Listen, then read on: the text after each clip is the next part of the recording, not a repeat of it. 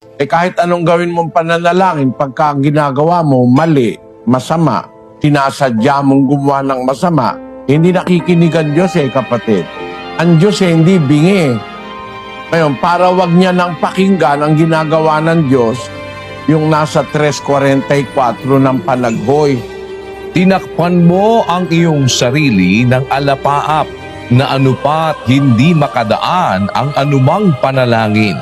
Tatakip na lang ang Diyos ng sarili niya para wag niyang mapakinggan. Mabubuisit lang kasi siya pag ang nananalangin ay taong masama. Kaya sa isang talata ng Juan 9:31, ganito nakasulat.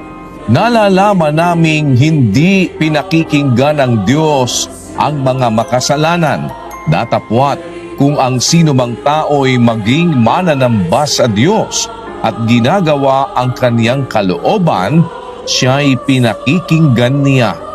Ang taong matuwid, pinapakinggan. Pero yung masasama, hindi pinapakinggan ng Diyos yun. Ang punto, kung ang nananalangin masama, talaga hindi bibigay yun.